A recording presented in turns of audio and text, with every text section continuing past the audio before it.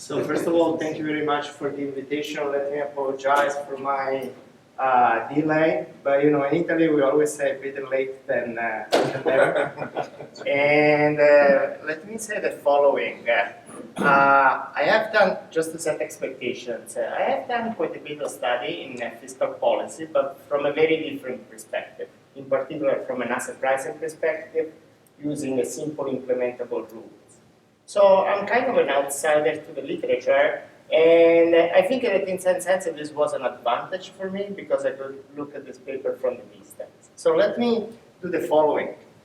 Let me just give you the bird's eye view of David's agenda. I call it agenda because he has a sequence of papers, and part of the methodology that he has presented is described in a separate paper. Then I'm going to tell you the relevance of the economics that I see in the current manuscript, and at the end of the day I'm going to express my concerns. My concerns are the concerns of an outsider, so they may look a lot like editorial concerns, but at the end of the day I think they're going to be useful to better position the paper itself. Okay, so motivation. Why do we care about this paper? One way to motivate it is, well, I created a big problem and I solved a big problem. Or another way to put it is, we do face a big problem and we need to solve it, a big economic problem. And what's the big economic problem? It's individual consumption shocks, individual consumption risk. We know a lot about individual consumption risk. We know that it's very persistent, it is volatile, and until a few months ago, we all believed that actually the volatility of shocks to consumption at an individual level was strongly countercyclical. There is a recent paper by Eugene that shows that maybe this is not really proper in the sense that most of the action comes from the left tail of the distribution of these shocks. Eugene claims that there is a lot of negative skewness that is countercyclical. If you control for that, then very volatility disappears. This is an ingredient which is not in this paper. Nevertheless, the point is the following. These shocks are not perfectly shared, and they are magnitude, order of magnitudes bigger than aggregate shocks. The one I usually work with, I typically work with the models with the one representative agent. And the point is that a big chunk of the volatility of these individual shocks actually comes from capital income. People running their own businesses, they do not have their companies quoted, they cannot issue equities, they cannot insure with other agents. That's the whole idea. So David's view is that, if you really want to talk seriously about optimal policy, first of all, you need to account for this type of shocks. Now, let me be specific here, and hopefully this is going to clarify a couple of questions we got before. Here the government is going to be important only for one reason. Financial markets are incomplete. Okay, fiscal policy is a sideshow. All the government is going to try to do here is to complete, quote unquote, the market by providing insurance with a special tax scheme. And this is going to be valuable because shocks are long-lived, they are persistent, they are no longer IID. And that's a key point, I think, for this literature. Why? Once you have heterogeneous agents, you need to aggregate. And aggregation is difficult, unless you have IID shocks. But having IID shocks is totally counterfactual with respect to what we see in the data. So this highlights also the relevance of the computational problem that David has solved. Okay, so what's the whole paper about? It's about coming up with a taxation scheme that is distortionary in principle, in order to trade off efficiency, intertemporal efficiency, that is going to be accumulation of capital, versus insurance or redistribution. Financial markets are not able to provide enough redistribution, the government steps in with a tax plan. Okay, so what do we have here? Okay, I see two contributions, and David did a great job at highlighting them. The first contribution, which is the one that I like the most of the paper, is that once you start to work with the models where financial markets are incomplete and the individual shocks are not totally hedged away, optimal liberating capital taxation is much richer than what we were used to think of. And second, thanks to the big methodological effort that David has put into this paper, now to work with heterogeneous agents is much easier than it used to be before. Let me tell you that I'm totally biased. I'm a big fan of perturbation methods for two reasons. They require less time and they're much easier to replicate for a simple reason. Once we choose an approximation point, partial derivatives are the same for everybody. There is no longer disagreement on how many points to have on the grid, how big the grid should be, and so on and so forth. Okay, good. Taxation. Okay, let me talk a little bit about the economic results of the paper, okay? Which I think are of particular interest. Okay, first of all, what's the objective of the government here? G is totally a sideshow. You could have no government expenditure whatsoever and there would be still scope for fiscal policy. Why? Financial markets are not complete and the government steps in and provides insurance through a taxation scheme. Agents, ex ante, they are all identical. The problem is that each agent can run its own capital stock, and that capital stock is subject to agent-specific shocks, and these shocks are persistent. So ex post, there is a lot of heterogeneity. But the planner has a utilitarian objective function, and these agents have all concave utilities. So what the planner would like to do here is to remove as much heterogeneity as possible, ex post heterogeneity. So that's the whole idea. And this is done facing point number 3, the constraint.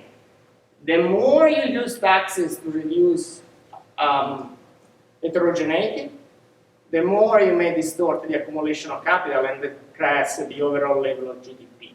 That's the trade-off here. Okay, so what do we learn in terms of capital taxation? Angeletos, 2007, nice analytical aggregation. Why? Well, because he assumed the shocks were IID. He finds that the optimal thing to do here in an environment with individual consumption risk is actually to subsidize a little bit capital in the long run. Why? Each agent is running its own technology and is solving an Euler equation where the agent is really caring about the risk coming from the cash flow of the technology that is run. And at the end of the day, this is done thinking in terms of consumption properties. But the consumption is mainly financed by the capital income of the technology of the agent. So long story short, there is a very strong, at the individual level, there is a very strong risk premium that under certain parameterization forces the agent to actually underaccumulate with respect to a first best situation. So how do you resolve this stuff? If you're the government, you want to subsidize capital. That's, I always found that result a little bit crazy. And what this paper tells me is that it is enough to remove the IID assumption and have even just a little bit of persistence to find that instead the optimal thing to do is to have a positive long-run tax on capital. Second, labor taxation, and actually I wrote my slides independently of what David did, but I agree with him. The result on labor is probably the most intriguing one from an economic perspective. So let me just recap what's the situation here. The planner would like to have everybody similar, to remove inequality. Now remember, these guys are different from each other because of the arrival of exogenous shocks. The planner can do nothing about that. And the other reason why they start to be different from each other is that over time, they accumulate different bond positions, and they also have different sizes of their own individually owned businesses. By introducing a positive capital taxation, what the planner does is to reduce the incentive to have very big businesses. And at the end of the day, what the planner is going to be through a transfer scheme is going to be to subsidize the guys that have a small business. So long story short, the positive capital taxation tends to have heterogeneous businesses that tend to be much more similar and close to each other in terms of size. However, remember, we want these guys to look as similar as possible exposed in all the dimensions. They are also bondholders, right? So how can we make sure that they all have similar positions with the bonds? And this is pretty intriguing, because here is the idea. You would like always to reward the unlucky guys.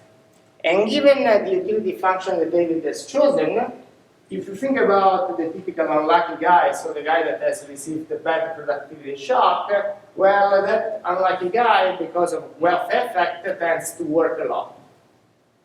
Now, the taxation scheme, in order to look like an insurance scheme, should subsidize labor, according to this intuition. You want to give a subsidy to the unlucky, miserable guy. The problem is the following: that guy is also an entrepreneur. And he's going to have a lot of debt exactly after the arrival of a lot of negative shocks. And since capital is so important in this setting, at the end of the day, the best thing to do is actually to tax labor in order to reduce the cost of borrowing, so that the miserable guy, who's going to be typically a negative bondholder, will actually pay peanuts to the rich guy. That's the whole idea. And I think this is actually a very important point, because in a totally different context, there has been a lot of debate on whether we should change interest rates in order to modify the transfers from net bondholders versus people that have a lot of debt. That discussion took place in a very different environment. Okay, so let me talk about my concerns and then I'm done. Is this a nice application of a computational method, or is this a big paper about a big economic point? That's my question. After reading it, I could not find the answer. If it's a nice application of an important computational method, then more computational comparisons are required. As we have seen here, there are questions about, how good this perturbation method can be versus a global method. It's not clear whether the approximation errors are small just under the current calibration. It's not clear how strong they may become with the different IS, which is a key parameter in the accumulation of capital. If instead this paper is supposed to be a standalone contribution to fiscal policy, then there are a lot of things that can be added to enrich the intuition. So first of all, at the end of this paper, I was scratching my head and I was trying to understand, given my previous analysis on welfare costs. But at the end of the day, under the optimal plan, how much are we gaining? I understand that the implications for the tax rate are very different from what we have seen in previous papers. But from a welfare perspective, how many basis points are we getting? What are the quantitative predictions for aggregate capital and labor? Those are things already computed that could be just shown in the paper to try to understand whether under the optimal solution in this environment, there is a very dramatic change in the scale of the capital stock in the economy. Another thing that is important, here productivity shocks are exogenous. These agents have time-added preferences. They really dislike short-term volatility of consumption growth. At the end of the day, it would be interesting to understand how effective this plan is in reducing both the time series and the cross-sectional volatility of consumption. I could not find a clear-cut result for this. Aggressive calibration, I should say aggressive calibration / setting. At some point in the paper and also in the presentation, you start to see numbers. Once you solve this model, the optimal tax rate is 35%. Thank you very much, which is kind of close to what we have in the data if you do not account for loopholes. And you may tend then to think that what's in the data is actually optimal. And the answer is, it may be, but let's just remember one thing, that in reality, entrepreneurs do not just trade one bond, they definitely have many more options available. And I'm not just talking about financial options, I'm talking also about real options, like liquidations of just changing the business. You reset your productivity process by changing the core business. And the other thing that I wanted to say is that I don't know whether this is possible or not, but it would be nice, if possible, to have an environment where actually you can contract, you can exchange state contingent contracts, but the contracts for the most extreme shocks tend to be very, very expensive. And I know this is a very loose way to discuss it. I can express it, we can discuss it more later. Basically, in this slide that has a typo, if a fee is equal to 0, you can trade all contingent assets. If fee is infinite, you have an infinite cost of writing down a contract on the most extreme shocks. Finally, there is a recent paper by Constantinis and Ghosh that shows that with abstinence in preferences, individual consumption shocks may have very dramatic implications for asset classes. And I was just wondering whether it would be feasible for you just to switch preferences and to give some intuition in an environment in which agents price not only short-run shocks, but also news about the future realizations. Summarizing, great agenda, I learned a lot. I'm definitely a big fan of the novel computational methods presented in this paper. I think that they're going to make this field much more accessible in the future. And given the overall quote-unquote simplicity of the approach, I really believe that it may become a benchmark setting for future studies.